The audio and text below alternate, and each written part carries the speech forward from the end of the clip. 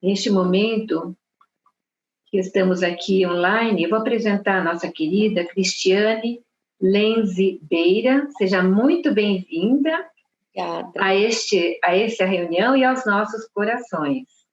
Cristiane, ela fez um pequenino resumo da sua apresentação, do seu CV, na realidade, e eu vou falar na íntegra, mas que é muito mais do que está aqui. Ela é mestre em psicologia escolar, especialista em psicologia junguiana, vice-presidente da Sociedade Espírita Esperança, em Amparo, São Paulo, coordenadora do grupo de estudos da série psicológica de Joana de Ângeles, coordenadora da evangelização infantil da Sociedade Espírita Esperança. É escritora com vários livros e é palestrante. Já esteve conosco no movimento Você é a Paz, no ano passado, e fez uma live com o Divaldo há poucos dias atrás, e tem essa contribuição, e humildemente vem nos trazer a sua colaboração para preparar os nossos trabalhos no Reino Unido. Então, vamos tirar bastante proveito desse estudo aqui. Por isso que os microfones estão mudos. Gratidão. Cristiane. Obrigada, é uma alegria a gente contar com essa facilidade, né, de conseguir aproximar a gente, apesar da gente estar cada um no seu cantinho, e a gente ter essa facilidade de poder trocar ideias. Acho interessante também porque vivemos realidades diferentes, e no entanto nós vamos ver que apesar do espaço, da cultura, de tanta diversidade, os dramas são muito semelhantes.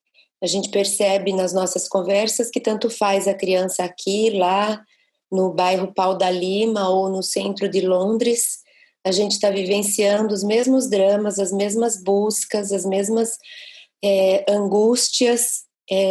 Então, acho que é interessante. Os recursos que a gente tem para lidar são realmente diferentes. A gente sabe que tem lugares com mais disponibilidade de ferramentas, né, de recursos. Mas a gente enxerga que a alma humana está vivendo algo enquanto coletivo. E é interessante porque esse vírus veio, parece que dizia assim, vou escrever com letra maiúscula, que todo mundo é igual, né? Tá todo mundo no mesmo barco. Agora tanto faz qualquer coisa, nada importa. A gente realmente se alinhou enquanto humanidade. Mas além do vírus, nós estamos vendo outras coisas que estão nos mostrando. Por exemplo, essa questão de lidar com crianças, com jovens, depressão em crianças, suicídio em crianças. É algo assim que, se me falasse, aliás, eu estava preparando um artigo que se chama A Nova Geração. E aí eu fui resgatar a nova geração lá da Gênese. E fazia, acho que talvez, mais de 10 anos, se não fizesse mais, da minha última leitura. E aí, quando eu fui reler o texto, eu lembrei de quando eu li uma frase que os espíritos falam assim, que chegado o momento, né, dessa transição, dessa nova geração, se veriam muitos suicídios, inclusive entre crianças. Eu lembrei da minha posição lá atrás, como quem diz assim, nossa, gente, viajaram, como assim, né, criança se suicidar? Me pareceu uma coisa tão alienada, tão fora da natureza, algo que era antinatural, né? E de repente, de lá para cá, nunca imaginei que eu fosse lidar com isso de uma forma tão próxima, e infelizmente tão frequente, né? É algo que para mim é antinatural.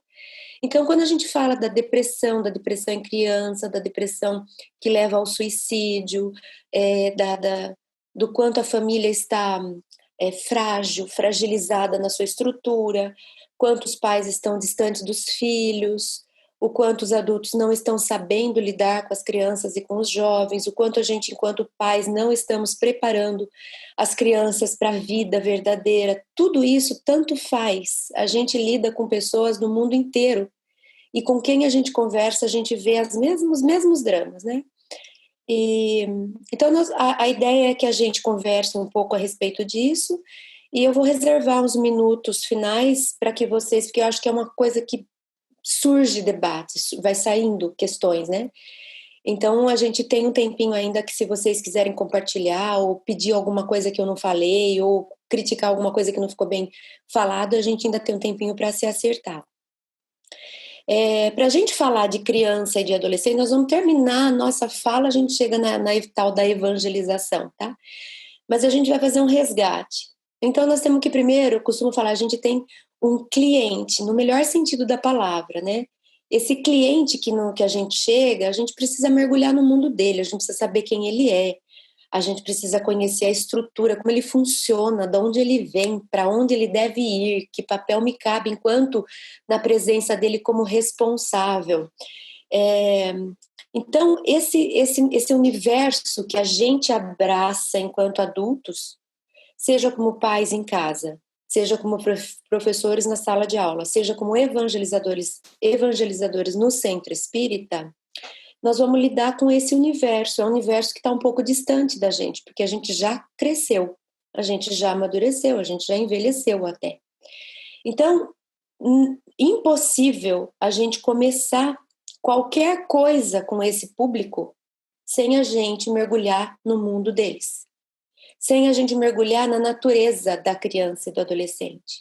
Então, qualquer pessoa que se habilite a trabalhar com crianças e adolescentes em qualquer função, é responsabilidade nossa a gente se dispor a aprender, primeiro, o que é ser criança, o que é ser adolescente, hoje, o que se sabe, para depois eu dar o segundo passo, que é agora que eu conheço o funcionamento dessa criança, que eu sei o que é a natureza do adolescente, eu vou ver como é que eu posso, levando isso em consideração, oferecer o que eu quero oferecer.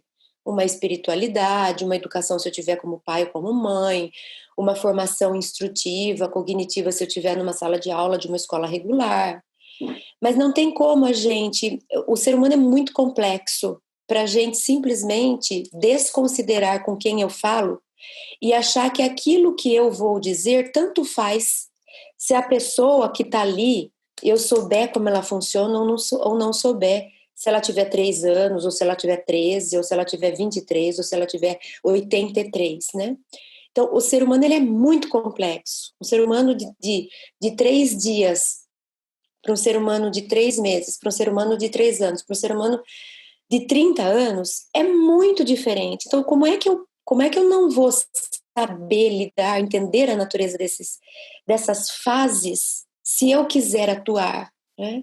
Muitas vezes a gente quer que a criança entenda, ela não tem cérebro ainda para entender o que eu quero que ela entenda. Às vezes eu vou tratar com uma criança de 6, 7, 8 anos, num nível de abstração, que ela não é capaz de atingir, porque esse espírito já viu isso antes, né? Ele já viveu, mas ele está num corpo que ainda está em formação. Então ele não tem capacidade de abstrair, por exemplo. E muitas vezes a gente na evangelização vai fazer uma aula puramente abstrata e ele não consegue alcançar o que você tá dizendo. Eu lembro quando eu era criança pequena, eu lembro de metáforas que se usavam em casa. Eu sou a mais nova, aquele monte de gente bem mais velho. E eu lembro de algumas metáforas que eu ficava pensando, porque para mim eu só entendi o literal. E eu ficava entendendo aquelas figuras de linguagem, eu falava, gente, não tem cabimento o que eles estão falando, isso não existe. E me dava um nó na cabeça de não entender o que eles queriam dizer.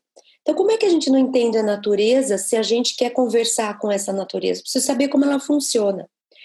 Então, eu queria começar falando com vocês brevemente, porque isso era um assunto para estudar, né? Mas, enfim, brevemente, esses primeiros anos de vida da criança, né?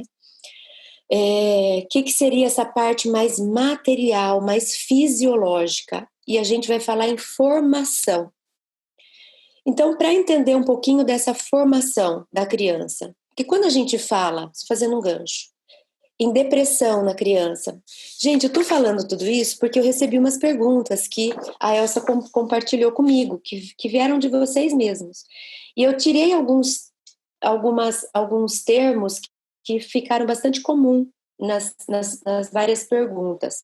E muitas das coisas têm isso, eles se sentem culpados por não participar, ou culpados se participar, depressão, comportamento auto-obsessivo, a questão da homossexualidade, da vida sexual, da sexualidade, preconceitos, o como lidar com as crianças se eu estou tão distante, como trazer os jovens para dentro da casa espírita, se ele não se identifica com a dinâmica que a casa espírita atua, que tipo de aulas, como é que a gente faria essa participação, como lidar com as controvérsias, né, que muitas vezes o próprio choque de gerações acaba naturalmente produzindo, drogas, cenários destrutivos, discussões, incoerência de espíritas, não de espiritismo, mas de muitos espíritas, de referência inclusive. Então, muitas discussões e eles perdidos no meio de tudo isso. Quando a gente olha para essas questões, a gente já vê que elas são efeito, elas não são causa. Quando você fala, eles estão ansiosos, perdidos, sem propósito, eles estão sem discernimento, eles não têm referências, né? Tudo isso é efeito de algo. Isso não é causa. Eu não vou tratar uma depressão como se ela fosse uma doença. Ela já é a segunda doença. Existe uma doença que gerou a depressão. Isso eu estou falando do viés espiritual e psicológico, linha Joana de Ângeles, que é a psicologia profunda. Se eu falar de psiquiatria, ele vai falar que a doença é a depressão. Para a gente, a depressão é o que causou, o que gerou, é o que foi gerado. Ele é produto de algo que não está bem. Então, se eu espiritualmente não estou bem, psicologicamente não estou bem, emocionalmente não estou bem, ao longo de um período, eu posso produzir ansiedade, pânico, depressão, falta de propósito, desânimo, quero sumir, quero me suicidar, não estou compreendendo, estou perturbada. Isso é efeito de uma formação prévia que não foi bem feita. Por isso que eu começo falando da formação. Vamos contar uma história bonitinha e bem rapidinha, de uma história de não é de faz de conta, é uma história que como se tudo tivesse dado muito certo. Como se a gente, enquanto seres humanos, tivéssemos conseguido fazer o caminho que a natureza planejou para a gente. Então seria assim: era uma vez um homem e uma mulher que se amam, né, que se amavam e criaram um contexto ambiental de amor. Então nesse contexto tinha respeito, parceria, empatia, perdão, tinha a prática do amor na forma de ações, tinha preocupação e atenção dos dois lados, tinha paciência, tolerância, enfim. Nesse ambiente, eles geraram um ser humano. Nesse ambiente, quando essa mulher fica grávida, todo o contexto protege essa gravidez, porque já existe ali uma inconsciência participando. E essa inconsciência, esse bebê, ele já está armazenando, ele já está recebendo registros. E ele recebe registros de tudo que a mãe sente, a mãe pensa. Todas as descargas emocionais compatíveis com os estados emocionais da mãe vão gerar registro tanto no inconsciente da mãe quanto do bebê.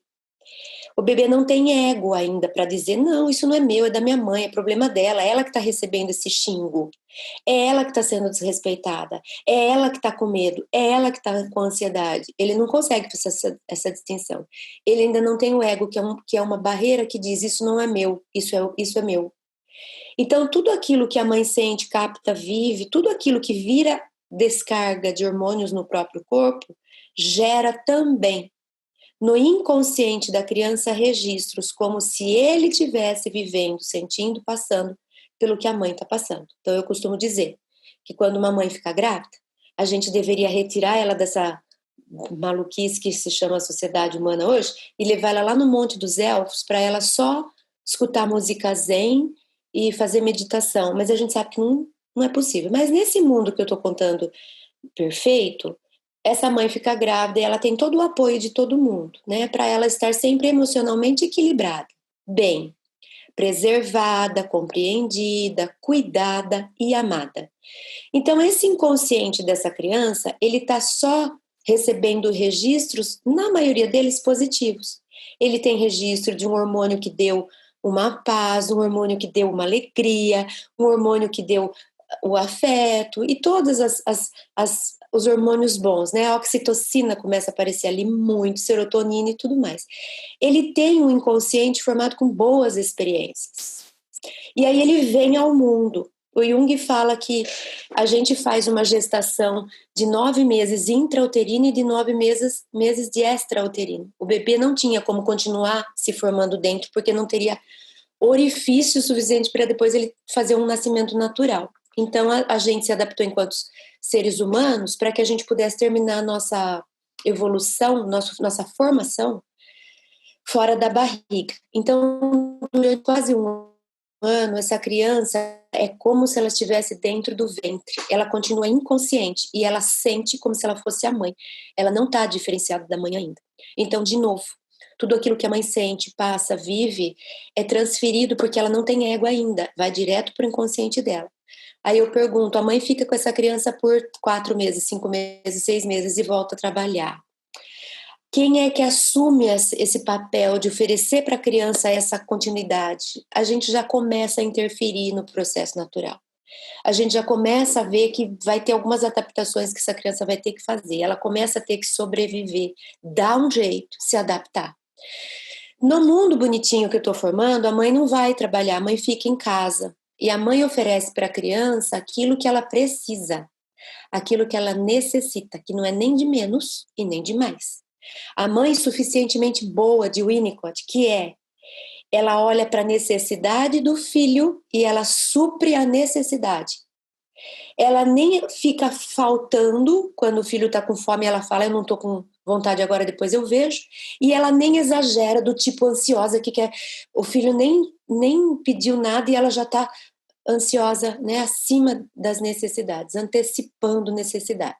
Então essa criança cresce, lá pelos seus 3 aninhos ela começa a ter esse ego, 2 anos e meio, o ego se concentra numa consciência e ela completa a diferenciação, que vinha num processo, mas ela completa a diferenciação, eu, mãe, ou eu, não eu. E aí ela para de chamar, normalmente a gente vê assim, ela para de se referir a ela como a terceira pessoa, por exemplo, fulaninha queria fazer isso, né? Não. Então ela passa a dizer eu, e aí a gente fala, nossa, tudo agora é eu, meu, minha. E a gente fala, nossa, que egoísmo, porque ela quer pegar. É ela se apropriando do ser que ela é, do indivíduo que ela é. Então ela faz esse ego se fortalece, a partir daí ela vai se formar enquanto eu. Ela ainda está nessa primeira infância, e nessa primeira infância ela precisa de segurança, ela precisa de acolhimento, é isso que é a base. Ela precisa de afeto, porque o vínculo afetivo é o que mais faz desenvolver bem o corpo, afeto, acolhimento, que é o carinho, o aconchego, e a segurança, eu te protejo. A mãe faz isso, é natural da mãe fazer isso. Quando ela faz essa primeira infância com isso firme, ela está se formando dentro, internamente, psicologicamente falando, ela está criando uma estrutura sólida, coerente, consistente. Ela sai dessa primeira infância e ela começa a experimentar o que é o convívio fora, ela começa a ir para a escolinha. Nessa fase dos seus 7, deveria, né? A gente sabe que a gente acaba indo para a escolinha hoje com 1 aninho, se não for antes. Mas naturalmente, nessa fase, ela começa a experimentar algumas outras coisas. E psicologicamente falando, ela vai saindo da mãe e conectando com o pai. A gente fala mãe e pai. Mãe e pai, simbolicamente. O que é mãe nesse caso? Quem faz o materno. Às vezes é o pai que faz o materno. Às vezes é um homem que está fazendo o materno. Pai, quem é esse pai? É quem faz o paterno, quem é a referência do paterno. Às vezes é a mãe que é a referência do materno. Então, tanto faz quem é fisicamente a pessoa, importa é o tipo de vínculo que ela cria. Primeira fase da vida precisa o vínculo da maternagem. Se for o pai que vai ficar com essa criança, ele tem que ser um pai-mãe, um pai-mãezona. Ele tem que fazer assim, ele tem que proteger, ele tem que ser afetivo. E se esse mesmo pai depois vai fazer o papel de pai, ele tem que ser o pai daquele que joga pra vida. Sabe o pai quando joga a criança pra cima? A mãe é o símbolo de fazer assim, o pai vai, né, empurra, solta a bicicletinha e vai sozinho. Então, o pai é quem vai pra vida. Então, na fase de pai, a criança precisa de um pai que olha para ela e fala: eu acredito em você, você é capaz, vai, você é forte, você vai dar conta, eu tô aqui para, se você precisar, pode voltar que eu te dou o suporte. O pai acredita nela e impulsiona ela para a vida. Se o pai tem essa referência na vida, essa criança que já está indo para a adolescência, ela cresce com o vínculo afetivo, segurança, conforto da mãe, ela tem o cuidar. E depois ela tem o eu consigo, eu vou para a vida, eu sou capaz, eu vou dar certo, vai, eu posso, eu consigo.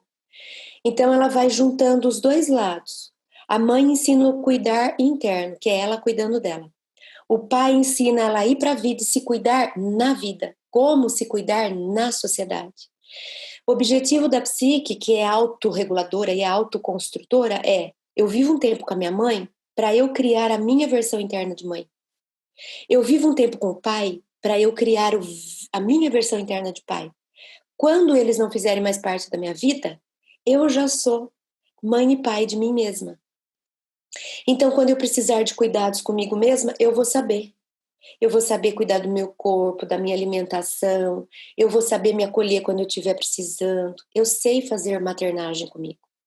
E quando eu estiver precisando ficar fortão para enfrentar o mundo, para conseguir pegar o meu lugar, eu vou conseguir, porque eu tenho esse pai interno que me leva para a vida. E aí ele entra na adolescência, ele começa a experimentar isso. Os pais deveriam se afastar um pouquinho e ficar tipo na retaguarda. Vamos olhar como é que ele vai experimentar. É como se eu tivesse ensinado ele a dirigir, depois eu deixo ele dirigir para ver o que dá, mas eu vou do lado, porque qualquer coisa eu pego a direção. Então os pais vão olhando esse adolescente, ele fica com a referência do paterno dos 7 aos 14, a partir dos 14 ele começa a experimentar ele sozinho, com a orientação de fundo, de background dos pais, e ele vai 14, 15, 16, 17, 18, aí ele se afasta um pouquinho mais, vai viver fora, vai tentar se sustentar, vai fazer uma faculdade morando sozinho, até que ele vai para a vida e depois ele só volta para dar notícias para os pais, trazer fotos, contar como foi, trocar experiência. Essa é a versão que a vida programou para gente, daria tudo certo. Aí, casos isolados seriam as exceções de uma fragilidade mais aqui, uma expiação do passado, uma deficiência, enfim. Seriam raros esses casos e não quase que normalidade, como a gente tem visto hoje. Então, quando a gente começa a perguntar o que está acontecendo com nossas crianças e com nossos jovens, é impossível eu entrar com vocês hoje para falar só de espiritismo. Porque grande parte do que está acontecendo com eles é a formação desequilibrada, desestruturada. Aí a gente pega hoje, então, vou fechar o meu mundo perfeito, né? Onde hoje a gente sabe que não é muito assim, muitas coisas acontecem, muitos embaraços.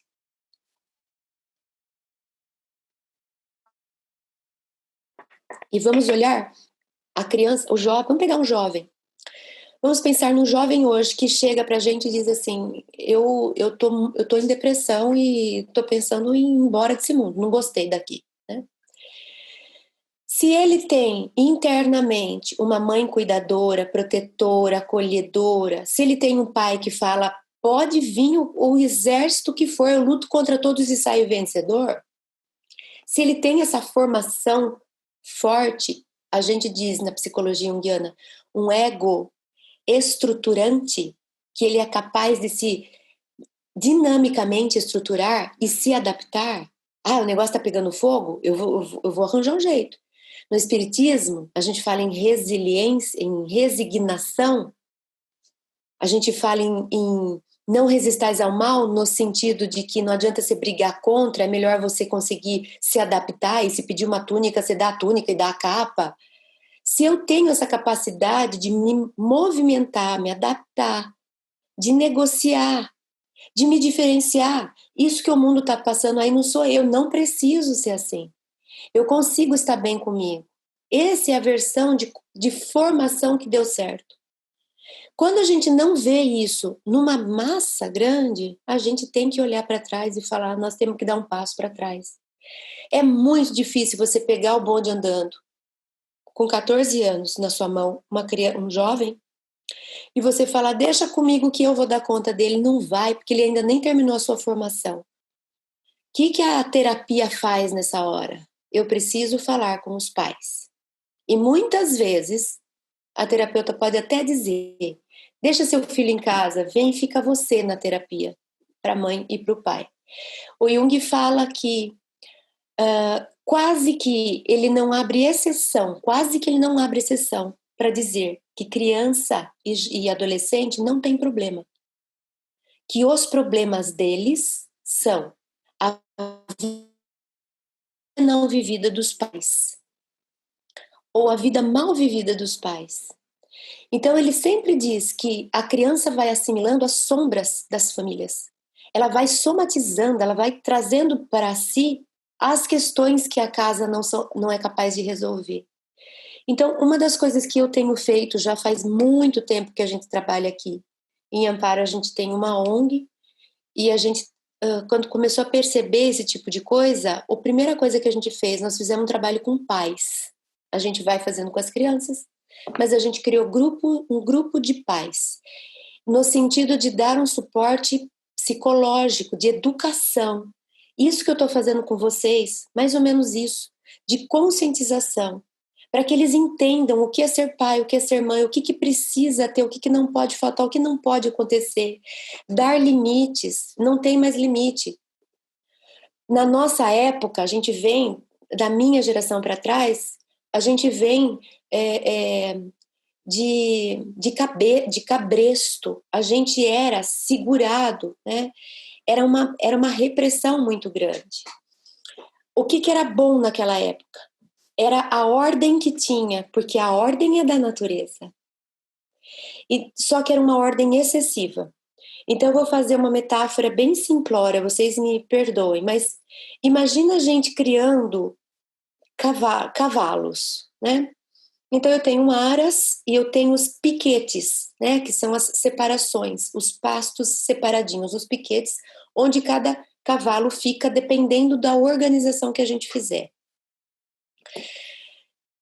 Quem entra no aras sabe que o garanhão, ele fica sozinho. Sabe que existe um piquete onde é o berçário, onde tem as mamães que deram filho, que deram luz e estão amamentando. Elas podem ficar todas juntas, elas se combinam. E quase que uma que protege a outra. Tem o piquete dos jovenzinhos que já desmamaram, mas eles não podem ficar com as éguas grandes e muito menos com os garanhões. Mas entre eles se adaptam. Depois eles crescem. Aí eles crescem, eles vão ser separados. Enquanto ainda não é garanhão, eles até podem ficar macho com macho, fêmea com fêmea. Mas é bem organizado.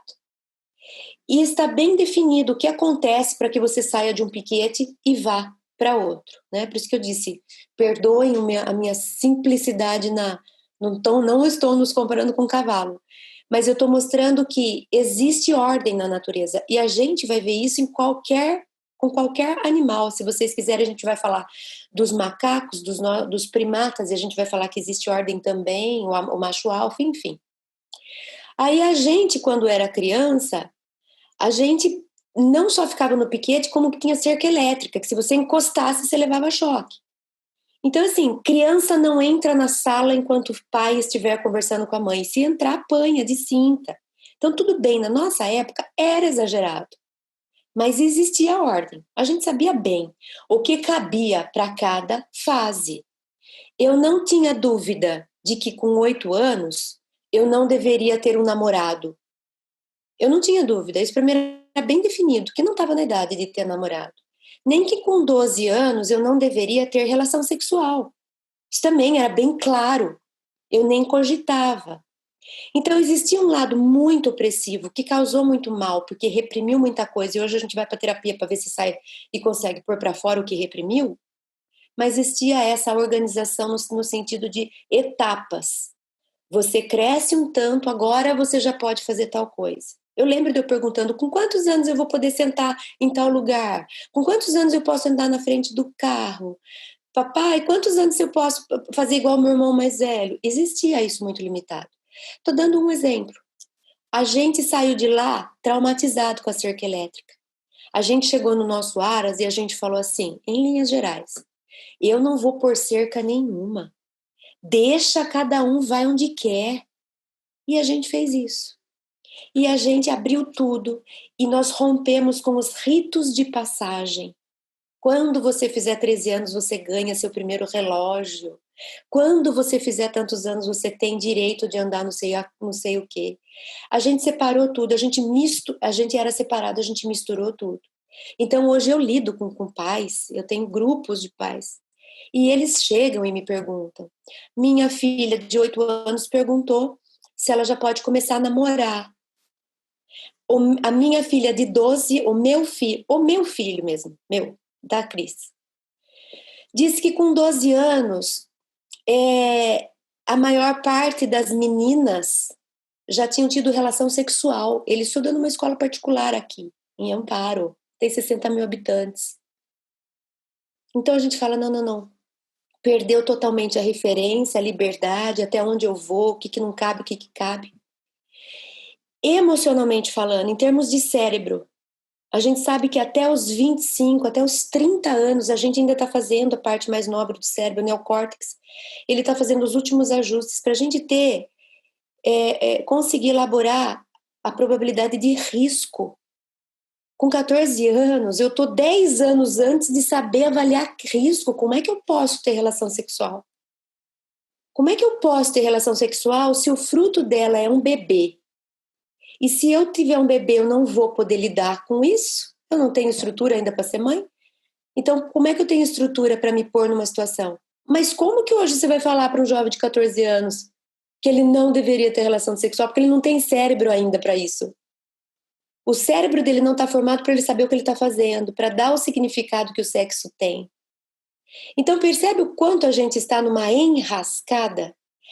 A família não está estruturada para dar para esse jovem, quando ele chega nos seus 14, 15, 16 anos, firmeza suficiente para falar: eu sei de onde eu vim, eu sei me cuidar, eu sou capaz de enfrentar esse mundo por pior que ele esteja. Eu fiz os ritos de passagem para saber qual idade eu estou e o que me compete fazer. Quando eu não tenho essa estrutura e eu sou jogado na sociedade, eu não sei me cuidar, eu tenho medo de ir para fora porque eu não tive um pai que me fortaleceu para eu ser o guerreiro. Eu não tive discernimento em saber o que pode e não pode, porque eu sempre fiz o que eu quis, nunca me deram limite. A sociedade chamando, porque tudo hoje pode, tudo é válido e qualquer coisa é natural e é lindo. E aí a gente quer que essas crianças, esses jovens façam o quê? Eles não têm como lidar com isso. Então é ilusão nossa a gente achar que vai receber dentro do espiritismo e que a gente vai consertar um sistema global que está desestruturado. Então, uma das coisas que a gente pode fazer, paralelo a essa preocupação, é apoio para os pais, é grupos de pais, é encontros de pais, é chamar quem entende de educação, quem entende de desenvolvimento da psique infanto-juvenil, é pôr esses pais para ouvirem, para debaterem, é conscientizar, é saber o que de fato precisa ser feito.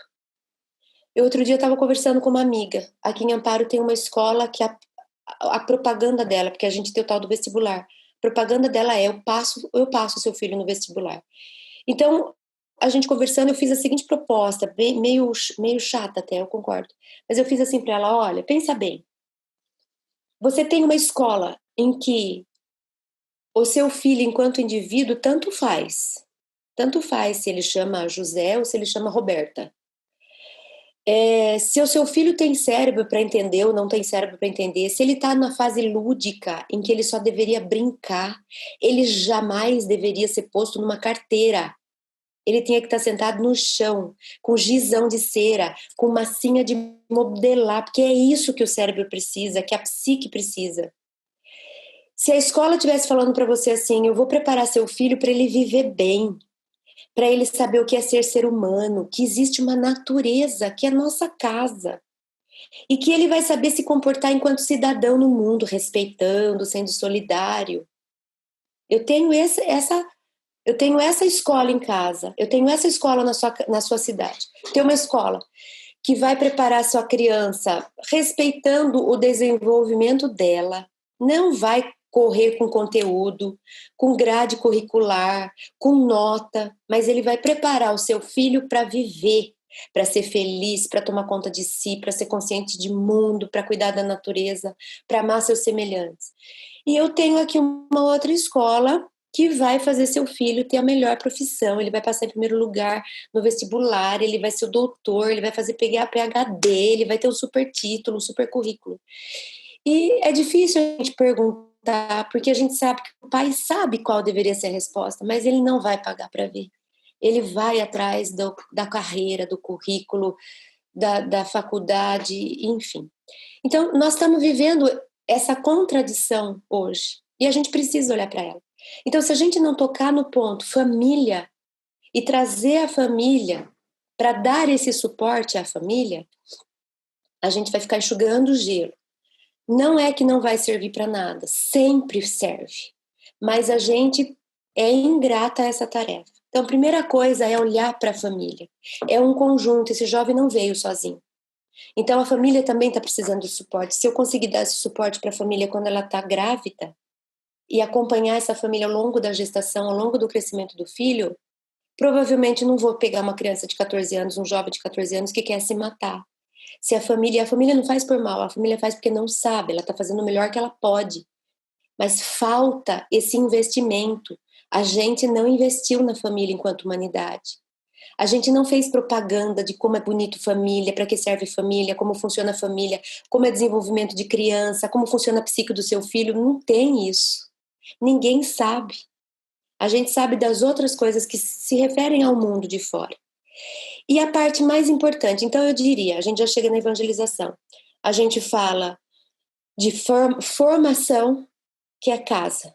A gente fala de relacionamento, que é sociedade.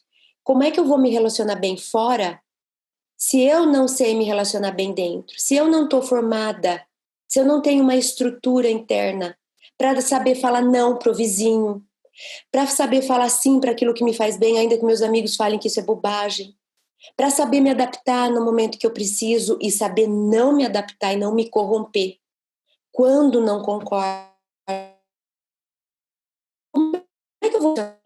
Então, eu tenho uma estrutura sólida dentro. Eu não sei quais são os meus valores, eu não sei qual é o propósito da minha vida, eu não sei como falar sim, o sim, sim e não, não do evangelho, né? E aí a gente chega nessa terceira parte. Quando a gente está estudando a psicologia profunda, Joana de Ângeles, Jung, pós-Jung, que é onde ela estuda, da onde ela parte, a gente vai ver que a psique, e isso que eu acho interessantíssimo, né? Porque isso está lá dentro das universidades, dentro da psicologia, a psicologia, e Jung afirmando que o ser humano é espiritual. Ponto final. Ele não fala que é questão de crença, ele afirma. Do mesmo jeito que nós somos emoção, e não tem como negar, que nós somos corpo, e não tem como negar, e nós somos cognição, intelecto, e não razão, e não tem como negar. Ele diz, nós somos também espírito, e não tem como negar.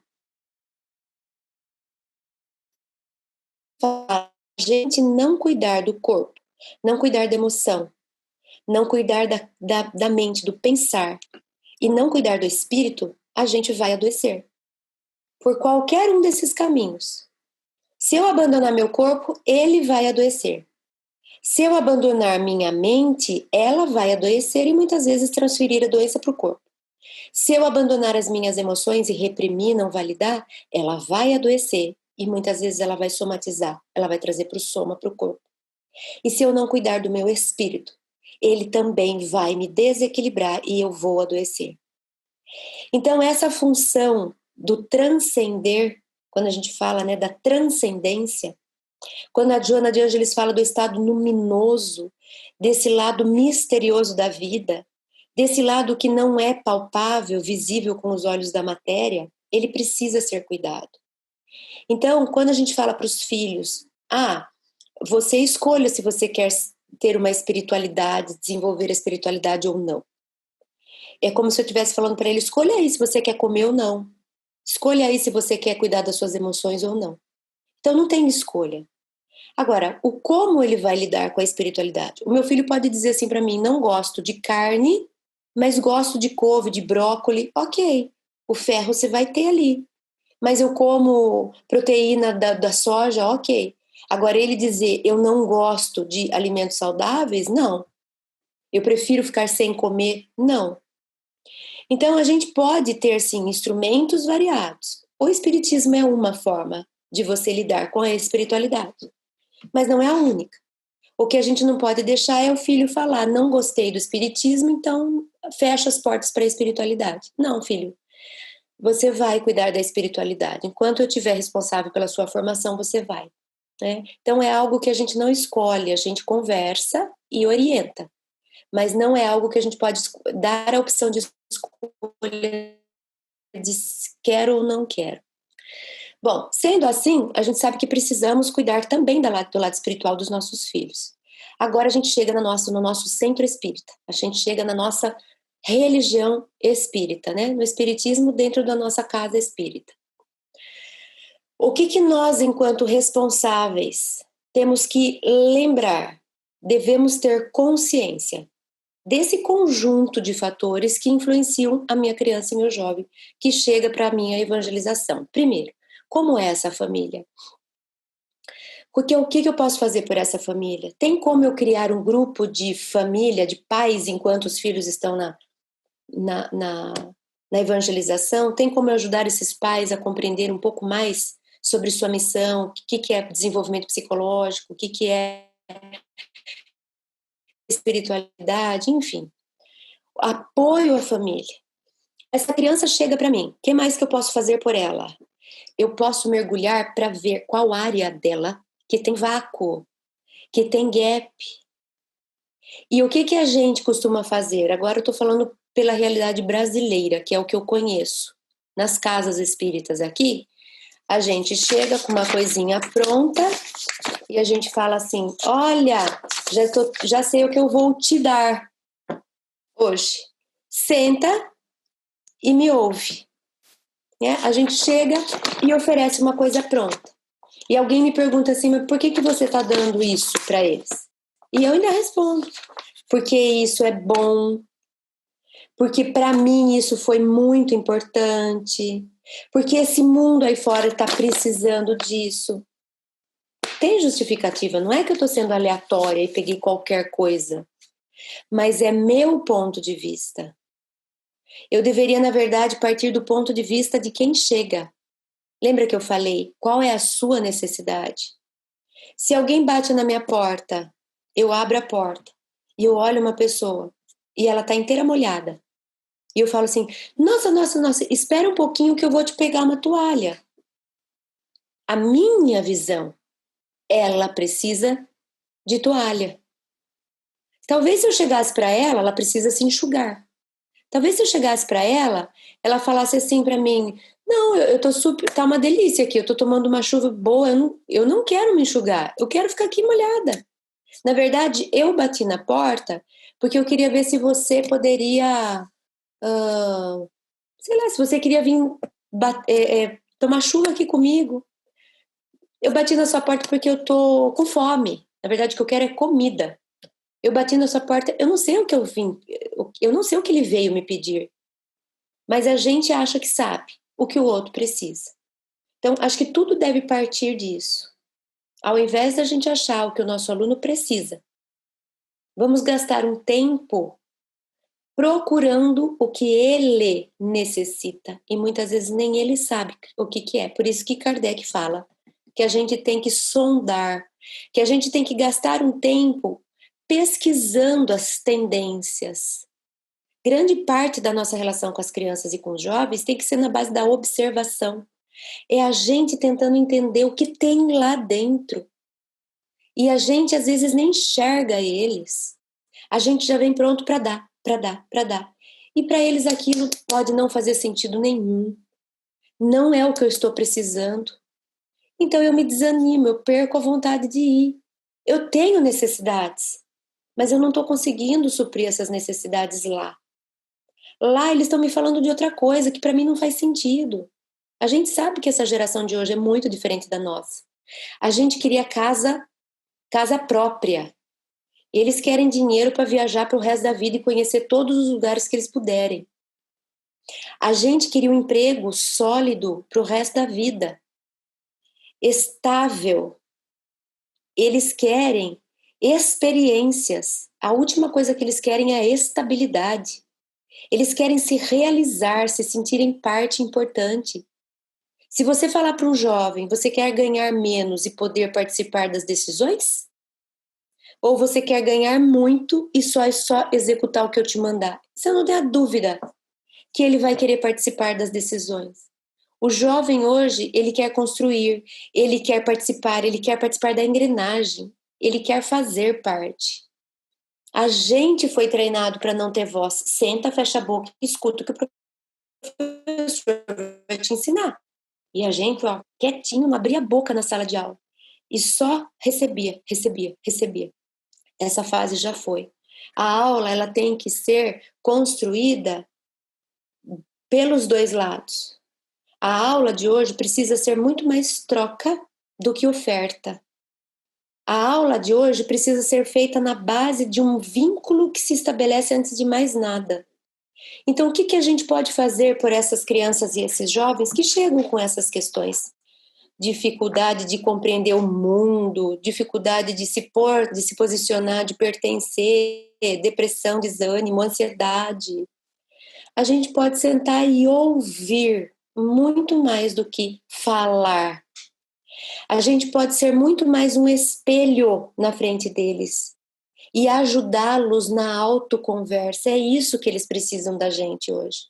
Eles não precisam de informação, eles têm informação assim.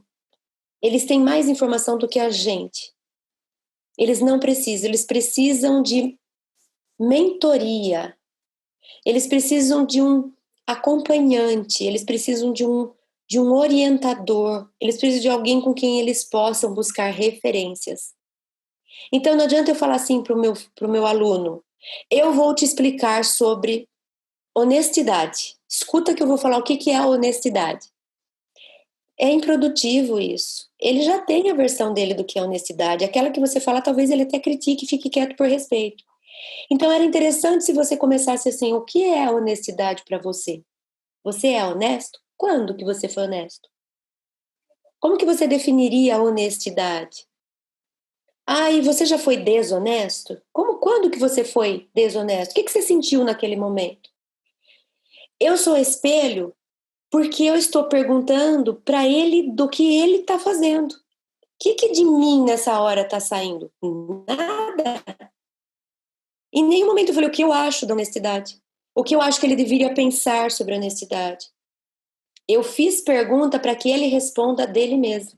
Então, quando eu chego e falo assim, o que é honestidade para você? Você já foi honesto? E desonesto? Quando que uma pessoa é honesta?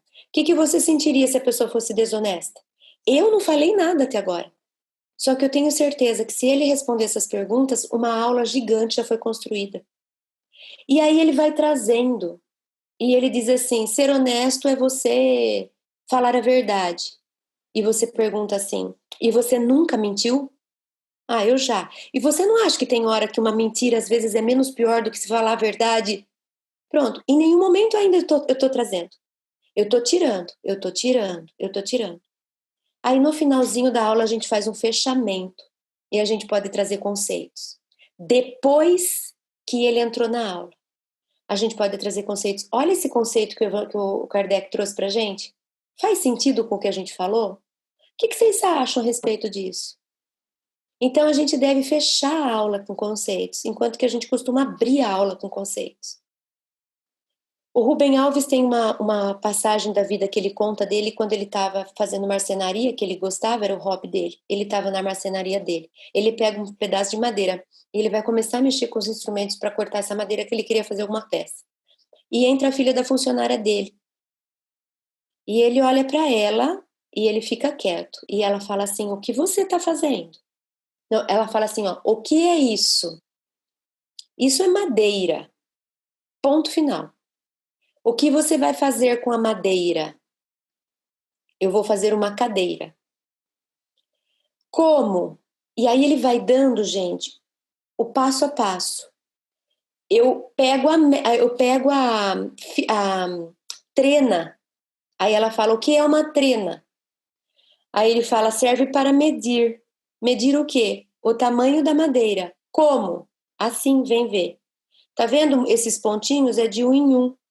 Conclusão, quando o Rubem Alves termina, ele ensinou para a menina a escala decimal.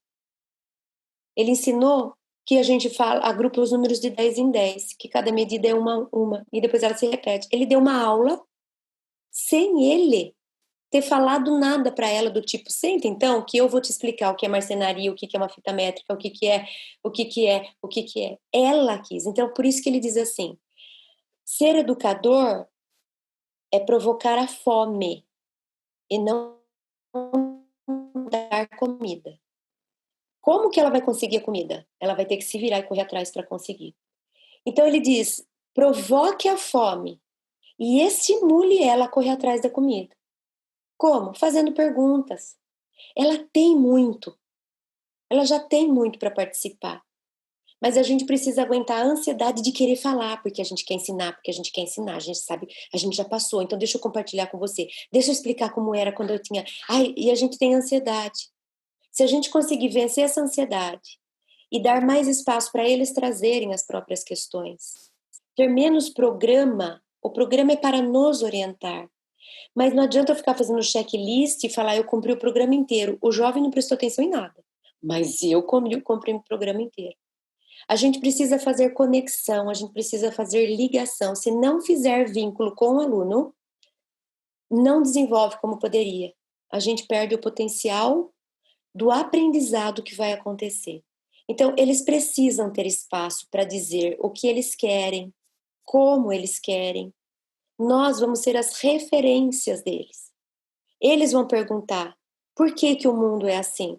E a gente vai tentá-los ajudar a entender como o mundo é assim, desde quando o mundo é assim. Se o mundo fosse assado, o que a gente pode fazer para o mundo ser assado? A gente estimula com perguntas, para que eles consigam construir a própria versão da história. Não adianta eu querer vender a minha versão. Não vai fazer sentido. Ele não vai se agarrar. A gente é assim. Quando alguém chega pra gente e fala assim, eu fiquei sabendo que você tá passando por um problema, peraí que eu vou te dar uma opinião. Qual que é a chance da gente escutar essa opinião e usar essa opinião e ficar... É muito raro. Nem quando a gente vai se aconselhar com o Divaldo, a gente faz o que ele manda, o que ele orienta, mandar ele não manda. Mas é o que ele orienta. Jesus deu dicas pra gente do que fazer. A gente faz o que está na nossa capacidade, do que eu dou conta para fazer. Assim também é o jovem. Então, se a gente sabe que existe um problema estrutural aí, a gente não está preparando esses jovens como eles precisavam estar perante essa sociedade, esse momento histórico. E a gente tem a chance de, na casa espírita, dar algum tipo de retaguarda, compensar alguma coisa que faltou, é importante que a gente ouça mais do que a gente fala. E fazer o papel do terapeuta, que é o papel do espelhamento, que é ajudar ele a conversar com ele. Como? O método socrático, a maêutica, é a gente devolvendo a pergunta. Mas como é que a gente faz? Eu não sei, o que você acha que a gente poderia fazer? O que você sugere? Ao invés de eu querer convencer ele, ao invés de eu querer vender a minha razão para ele, deixa ele apresentar dele. Muitas vezes a gente vai ver que é capricho nosso, a gente quer que as coisas sejam de um jeito só porque a gente quer. Ele vai trazer uma outra versão, de uma outra forma de lidar com aquilo, que é válido também, não é como eu faria, mas é interessante, pode ser visto.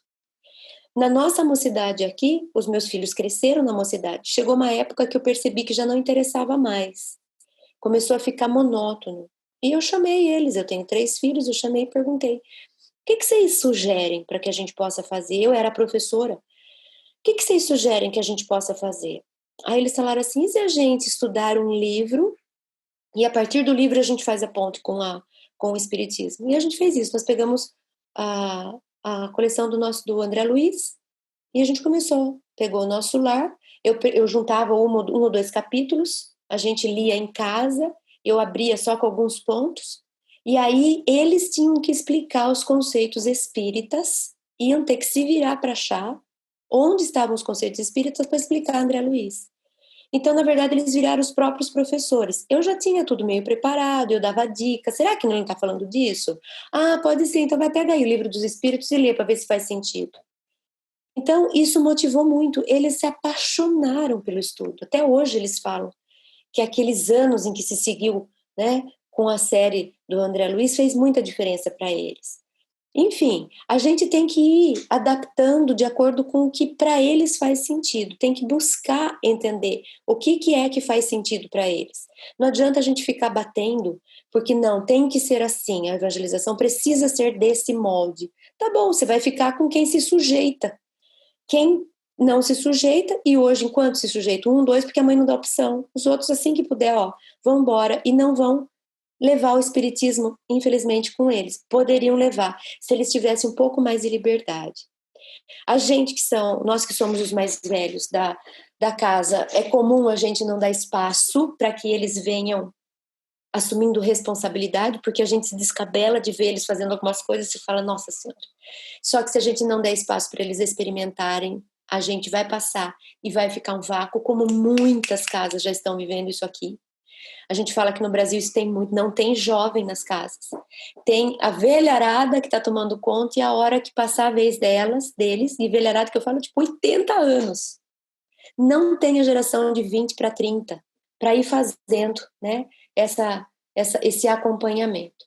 Então a gente precisa dar mais valor, espaço e principalmente ouvir um pouco mais.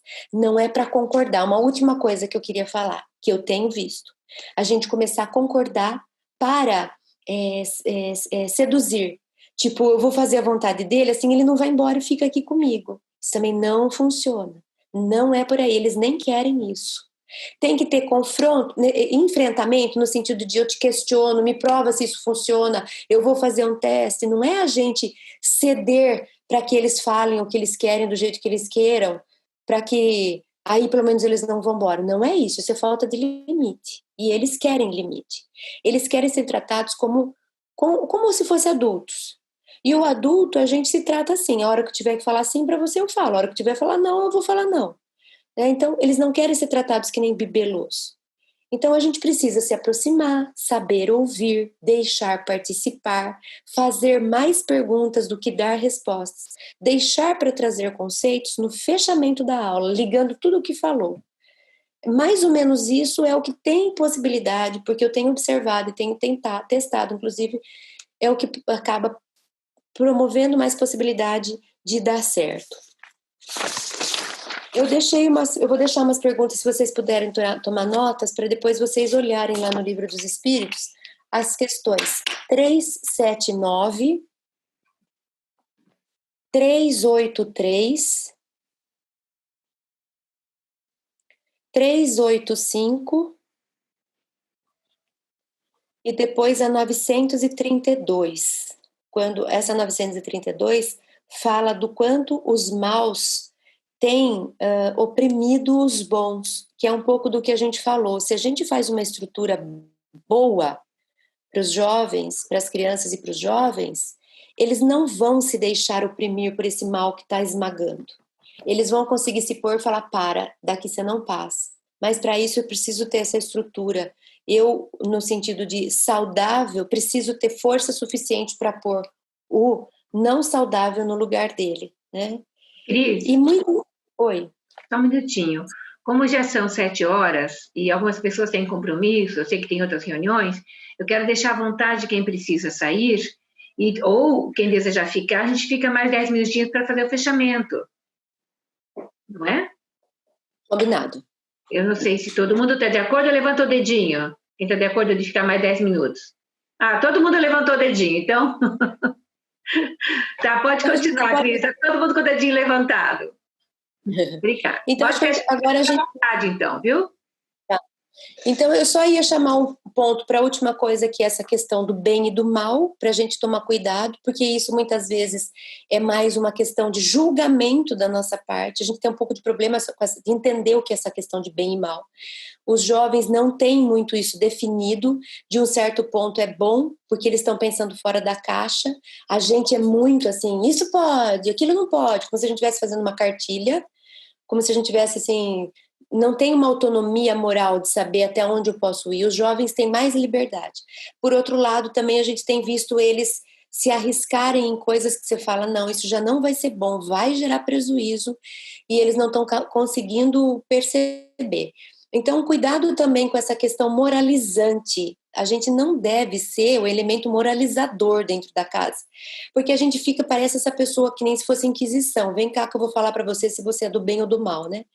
Então, isso também às vezes afasta, porque eles estão, às vezes, experimentando algumas coisas lá fora, e se a gente tem essa questão, aqui pode, aqui do bem e do mal, eles talvez não vão conseguir trazer as próprias necessidades, porque vão ficar com medo do julgamento.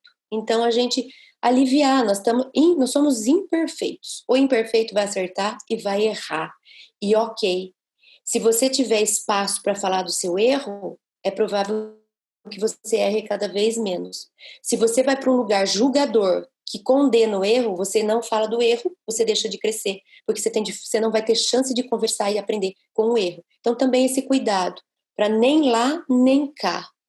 Agora eu abro então para que a gente possa conversar um pouquinho no sentido de perguntas, críticas, dúvidas, sugestões, compartilhamento, troca. Quem desejar pode conversar, então, tá? Aqui, ninguém vai sair. Se alguém deseja fazer uma pergunta, levanta a mãozinha, assim, ó, e a gente enxerga.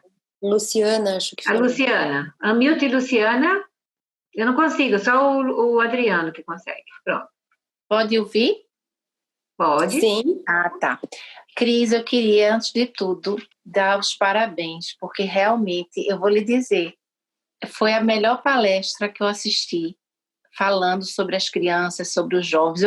Se eu pudesse, eu assino embaixo, porque me deu assim, é tudo que eu sempre penso também, essas coisas que você falou, e você organizou de uma forma assim que eu fiquei assim, acho que todos nós precisamos ter essa consciência que você teve, e o que eu acho mais difícil, eu já trabalhei muito tempo com crianças, jovens, e sempre tive esse cuidado, como você falou, dos pais estarem envolvidos, e até a escola, porque se a gente trabalha nesse time, nesse teamwork, se a escola, a família, depois a escola, que é o primeiro ambiente social, não tiver em harmonia, todo mundo junto, também não funciona muito, porque às vezes ele vai receber uma informação na escola, na família está de um jeito, e o jovem está lá perdido.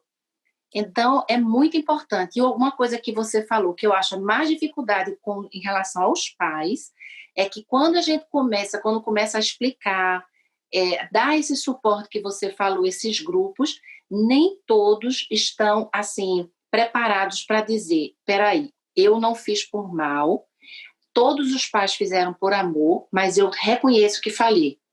Não são todos, né, que têm essa consciência. E aí, se não mudar, eles vão adoecer. E o que mais acontece são os filhos que tomam remédio porque os pais estão doentes. Os filhos que vão para a terapia porque os pais precisam de terapia. É como a árvore. Eu penso assim, quando o filho está lá, dá qualquer sintoma, as crianças da casa, é porque a árvore está doente. Por isso que os frutos não estão bons. Então, para mim, eu queria assim, lhe agradecer do fundo do meu coração. Hoje foi uma bênção, agradecer a Elza essa oportunidade, porque realmente maravilhoso. A sua fala foi assim, de uma grandiosidade. Eu estou assim, até emocionada, com tanta sensibilidade, tanta... Parabéns, viu, querida? E leia, Luciana, essas perguntas do Livro dos Espíritos, porque o Kardec também, os benfeitores também falam da responsabilidade dos pais e do como Olha a gente só, anotei foi coisa, ó. É. Você falando e eu aqui anotando. Que bom. Eu vou ler direitinho quando eu terminar. Leia, porque ele fala exatamente o que você falou, que depois a gente vai colher os frutos. A gente acha que eu não estou olhando, isso daí vai indo, depois vai dar certo, não vai. E lá na frente a gente vai sofrer a falha de não ter querido enfrentar hoje o que precisava ser enfrentado. Exatamente. Que bom. Obrigada. Eu queria. A Fausta anotou para a gente ali já direitinho no chat. E eu não sei se o Luiz precisa sair, Luiz, para outra reunião. Você pode ficar mais um pouquinho? Posso. A outra reunião começa às 8 horas. Tá. Então tá bom. Tem 40 minutos. Quem mais que deseja conversar, falar alguma coisa? Maria Paula. Olá, muito obrigada. Eu já tinha te visto falar no congresso com o Divaldo. Foi realmente super enriquecedor. Eu gostaria de saber, por favor, se você tem um livro para nos indicar sobre essa maturidade cerebral do bebê ao adolescente, que a gente pudesse ter uma ideia um pouco de um trabalho, não necessariamente na área de psicologia, mas que nos permitisse, como educadores, como pais, entender bem essa questão, por favor. Tá. Maria Paula, eu vou fazer uma carta aqui do que eu acho que seria interessante e eu mando pela Elsa, ela compartilha com vocês, tá bom? Pode deixar que eu... Muito obrigada. De nada, obrigada a você. Alguém mais? Márcia Morel. Eu vou abrir aqui, peraí, o meu microfone. Oi, Márcia. Tá. Oi, Cristiana. Muito bom a sua palestra, adorei, viu? Muito enriquecedora. Eu queria saber de você, que você comentou sobre uma passagem no livro da Joana de Ângeles, um termo sobre o Jung, que ele fala que as crianças e os adolescentes não têm problema, que isso é a vida mal vivida dos pais, né? Que seria a sombra, né? Eu queria saber se você tem mais algum livro que você poderia indicar onde falasse um pouco mais sobre esse assunto. Indico também. Essa é a base da psicologia junguiana quando ele vai analisar. O Jung, ele quase não escreveu sobre criança, porque ele fala que criança não tem problema, que quem tem problema são os pais. São os pais. Então, uma coleção inteira, se vocês olharem aqui, ó, essa prateleira inteira é a coleção do Jung. Tá. E dessa coleção inteira tem um livro, e ainda pequenininho assim, que ele fala sobre a infância e adolescência. É muito legal, eu vou pegar o título do livro, e é muito interessante. E ali ele explica por que ele fala a respeito disso. O que acontece com os complexos do pai e da mãe, que acabam formando, e por que a criança acaba assimilando isso. Mas eu pego também na Joana, e depois, deixa eu já anotar, não vou esquecer. E eu mando também, tá bom? Essas referências. Não vou saber de cabeça. É algo que vai passar na obra inteira, você vai achar em vários lugares. Mas eu mando para você algumas dicas de leitura nesse sentido. A Carol agora pediu a palavra. Carol, pode falar. Vocês conseguem me ouvir? Mas não te vê, nós te ouvimos. Tá, então tá. Olha, Cris, eu muito obrigada pela tua palestra, foi muito, muito, muito enriquecedora para mim. Eu concordo contigo, eu trabalhei bastante tempo com evangelização aqui e eu percebi bastante dificuldade normalmente de tratar com os pais. Hoje eu sou mãe, tenho dois espíritos na minha casa e eu achei muito interessante que tu comentaste com relação à questão ligada sobre da mãe trabalhar fora, né? E esse é um grande desafio que muitos de nós temos, né? Eu, por exemplo, precisei trabalhar fora, economicamente não tive outra opção. E a gente sabe que realmente tem um impacto ali, né, com a criança, né, naquelas primeiras fases. Então, assim, o que a gente pode fazer hoje, no caso, a gente sabe que não dá para voltar para trás e fazer diferente, né? Mas, digamos assim, se por um acaso uma mãe e um pai precisaram trabalhar naquele período, sei lá, a partir de 1 ano, 2 anos de idade, como é que fica, assim? Tem alguma coisa que a gente possa fazer para auxiliar essas crianças, assim? Não para suprir, né, totalmente, mas, assim, se tem alguma coisa que a gente possa fazer, se tem algum material que tu possa sugerir para a gente ler também, para a gente ver o que mais que a gente pode fazer para auxiliar, para evitar um problema maior lá na frente. Obrigada. Nada. Então, Carolina, não é também assim tão ferro e fogo, sabe? Se eu passei essa impressão, acho que é até interessante você trazer. É verdade que era no mundo perfeito, a gente ficaria, né, só amores pelos filhos, mas a gente é imperfeito, nós estamos no mundo de provas e expiações. Esse espírito que chega, ele chega com necessidades, né? Então, isso é viver, isso é ser humano, faz parte, é a sua realidade e a realidade de todas nós, né? Então, não é um problema sair para trabalhar. Ainda que a gente saia, essa criança ela fica com alguém. Esse alguém vai fazer as vezes da mãe.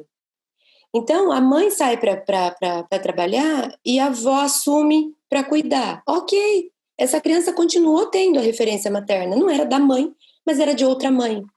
Ou ela sai e a escolinha assume. De novo, a escolinha também pode fazer um bom trabalho.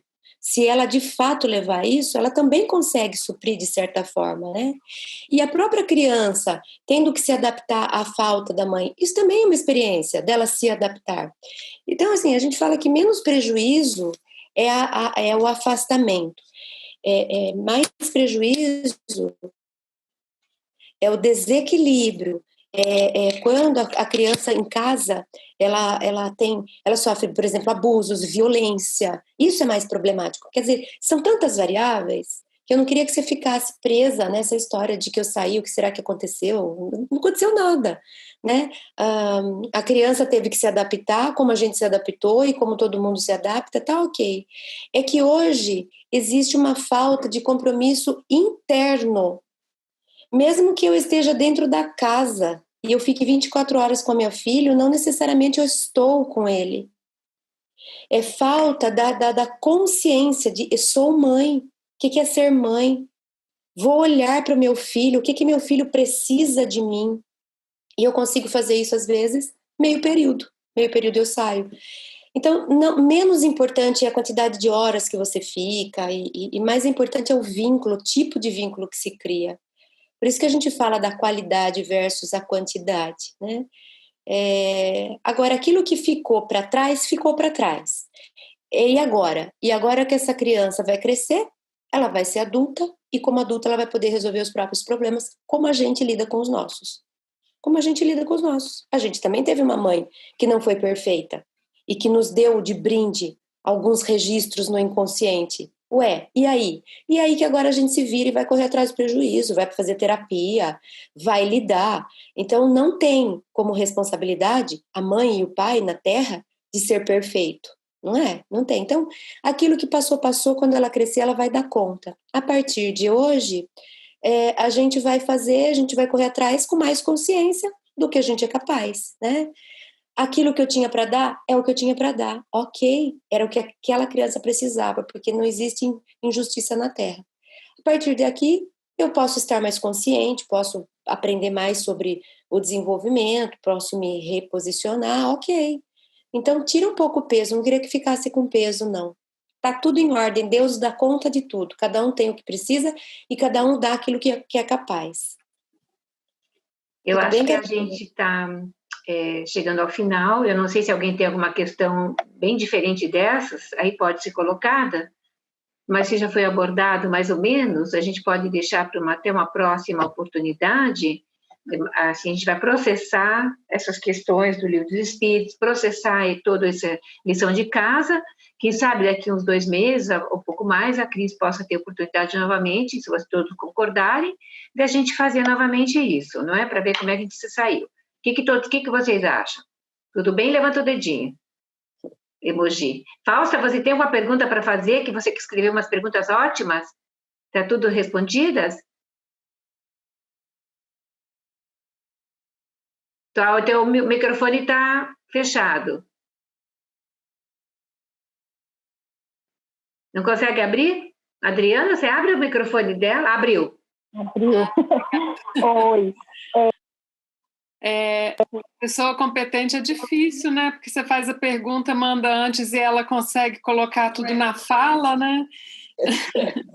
Obrigada, Fausto. Não tenho perguntas, quero te agradecer, né? Eu tive a oportunidade de conversar, de te puxar no cantinho e conversar um pouquinho com você quando você esteve aqui, externar minha admiração.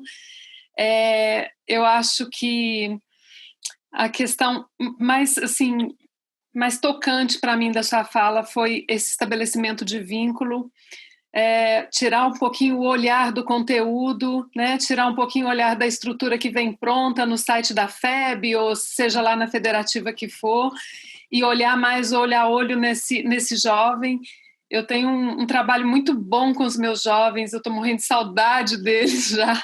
A gente tem estado em contato via WhatsApp, mas mesmo assim eu já estou com saudade, porque eles fazem parte da minha vida e eu tenho a grata satisfação de saber que eu faço parte da vida deles, porque eles também têm buscado esse contato. Eu acho que isso assim é tão precioso, né? A gente não é nada, a gente não consegue, a gente não tem as competências, mas o pouco que a gente tem, quando a gente realmente, sei lá, se dispõe a abrir esse coração nosso secularmente, né?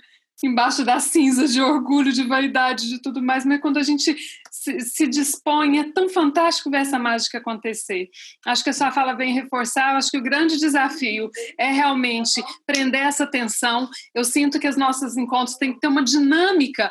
Eu começo a estender alguma coisa assim, que vem deles, eles trazem uma dúvida. Se eu aprofundar muito na explicação, esquece. Né? A atenção já foi, porque a mídia social e a dinâmica deles hoje em dia é assim, eu quero tudo pronto, rápido e, por favor, objetivamente, né?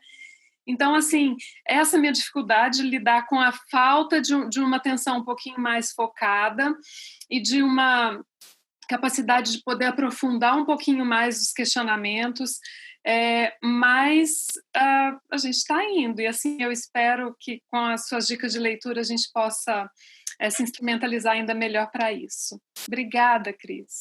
Obrigada, Fausto. Então, no chat aqui tem bastante, muito obrigada, achei fantástico, da Carolina, da Maria Paula, de todo mundo. Eu vou pedir para o Adriano abrir o microfone de todos, por favor. Eu sei que a Beth está querendo fazer uma pergunta, né, Beth?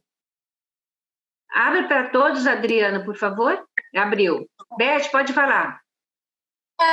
Olha, eu quero agradecer, foi muito instrutiva a tua fala, gostei mesmo, é a primeira vez que eu vejo falando e estou muito feliz dessa oportunidade. Que me tocou, bem, a falsa Cris, ela é coordenadora do Fraternity, eu sou do Fraternity, e eu fiquei muito feliz que ela entrou aí e falou com você, feliz porque eu sei que ela está fazendo um trabalho mais ou menos sobre isso, falando, que você falou como ser, eu achei fantástico. Mas uma coisa que eu quero fazer, Cris, é sobre a criação do departamento de família. Eu sempre lutei para que ou seja, o setor de família tivesse reunião de família, que esse setor fosse enquadrado infância, juventude. E pelo que eu entendi que você falou, eu acho de suma importância isso. Estou certa? Certíssima.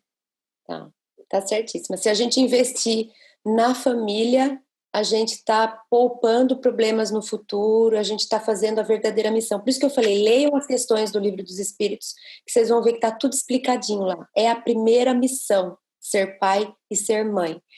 A forma como Deus organizou é suficiente para que a gente, durante essa fase de crescimento das crianças, tenha tudo o que precisa ter, para que a gente prepare elas para que a hora que elas forem adultas e o homem velho voltar, elas tenham condição de tocar a vida e ter sucesso. Então, precisa do investimento nessa primeira fase. A lei do progresso acontece apostando na construção da família que vai ajudar essa criança a ter condições de lidar com as questões que o espírito precisa lidar. Gratidão, eu já vou indo. Morrendo de pena, meu amor. Morrendo de pena de sair. Beijo. Eu quero agradecer a Cris, agradecer a presença aqui de todos vocês, as 19 pessoas, 20 pessoas comigo, né? E agradecer de coração a oportunidade que a Cris está nos dando e dos educadores também pelo interesse. Não somos muito no Reino Unido, mas o que importa também é a qualidade daquilo que está sendo feito. E qualidade significa se preparar, não é? E essa preparação não parece uma coisa pequena, mas ela é muito importante no decorrer dos dias.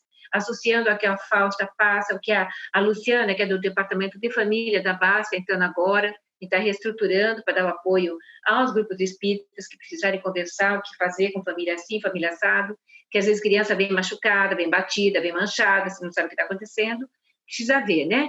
E tem uma outra, que é a Aline, que trabalha na área do governo, aqui na área da família, ela visita famílias, crianças abusadas, tudo, então ela tem bastante conhecimento para poder dar esse suporte para a BAS também e para os grupos espíritas, fazendo essa ponte bonita de trabalho que é de todos nós.